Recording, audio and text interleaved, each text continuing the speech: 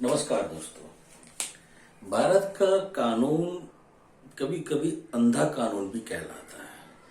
अंधा कानून कहलाने के पीछे जो सबसे बड़ी वजह है वो ये है कि ये कानून कई बार एक तरफा होता है, मतलब एक ही साइड से देखता है। अगर ये इस साइड से देख रहा है तो ये इसी साइड से देखेगा, इस साइड से देखना नहीं चाहता। हाल ही में एक घटना घटित हुई है सोलन में। सोलन जो है वो हिमाचल प्रदेश का एक जिला है। यहां पर एक बच्चा परवेश शर्मा,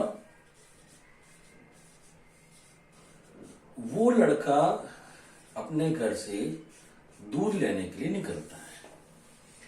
जिस जगह से वो जा रहा होता है वहां पर कुछ झाड़ियां होती हैं ऐसी यहां पर एक तेंदुआ छुपा हुआ होता है। परवेश शर्मा जैसे ही वहां से निकलता है ये तेंदुआ इसके ऊपर हमला करता है। तो सीधी सी बात यह है कि कोई भी हो, आत्मरक्षा उसका अधिकार है। चाहे मनुष्य हो, जीव हो, जंतु हो, आत्मरक्षा उसका सबसे प्राइमरी अधिकार है, जिसे हम प्राकृतिक न्याय के अंतर्गत भी मान सकते हैं। परवेश शर्मा के ऊपर इस तेंदुए ने खूब हमला किए, नाखूनों से वार किया, काटा, सब कुछ किया। अचानक से परवेश शर्मा के हाथ में एक पत्थर आ जाता है और वो पत्थर से इस तेंदुए को मार देता है। बार बार मार के ये तेंदुआ खत्म कर देता है।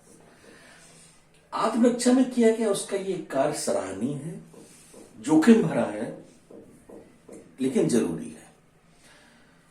होता यह है कि जब इस बात की खबर वन विभाग को लगती है तो वन विभाग के अधिकारी उसके घर पहुंच करके उसको 5,000 रुपए का इनाम देते हैं। ठीक है, पूरे गांव में चर्चा होती है इसकी बहादुरी की। लोगों को लगा बच्चा बहादुर है, मामला खत्म हो गया। 24 घंटे भी नहीं हुए थे कि वन विभाग की तरफ से उसको एक सूचना मिलती है या शायद लोकल पुलिस की, कि उसके खिलाफ एफआईआर की गई है। और एफआईआर की गई है वन्य जीव संरक्षण अधिनियम 1972 की धारा 51 के। इसके अंतर्गत जो वन्य जीव है, जो वनों में रहने वाले जीव हैं, उनकी हत्या की जाती है तो वो दंडनीय अपराध होता है। वास्तव में ये जो कानून बना हुआ था ये शिकारियों के लिए बना था, कि जो शिकारी अपने शौक पूरे करने के लिए किसी अन्य कारण से हाथियों का, शेर का, हिरण का शिकार करते हैं, उनके लिए ये बना हुआ था। और इसी अधिनियम के अंतर्गत आपके सलमान खान को भी पनिशमेंट किया जाना चाहिए था, लेकिन चूंकि हिरण की आत्मा आई कोर्ट में, उसने जज साहब को बताया कि नहीं, हम दोनों लोग खेल रहे थे, मतलब हम हिरण और हिरणी खेल रहे थे, तो हिरण का सींग मेरे घुस गया और मैं मर गया। सलमान खान निर्दोष है, तो वो बच गए थे। यहां पर इस बच्चे के पास ऐसा कुछ नहीं है। हालांकि अगर ये देखा जाएगा तो ये पहली हियरिंग में, जो पहली हियरिंग होगी इसकी, ये केस उसी में रफा दफा हो जाएगा। कारण उसका ये है कि कोई भी कानून आपको आत्मरक्षा के अधिकार से वंचित नहीं कर सकता। आत्मरक्षा का अधिकार हर मानव का एक ऐसा अधिकार है जो सबसे ऊपर है और उस अधिकार से ऊपर कोई नहीं है।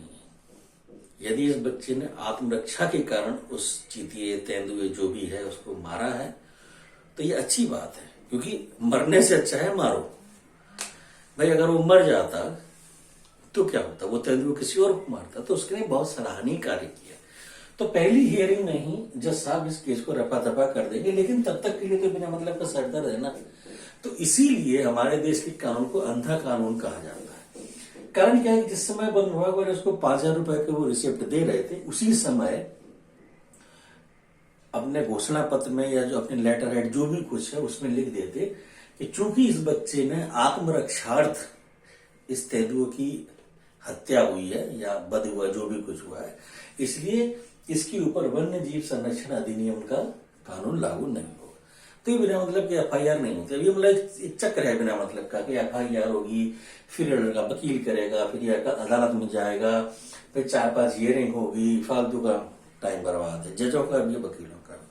तो इसीलिए हम लोग कई बार कह देते हैं कि भारत का कानून अंधा कानून है, ऐसी चीज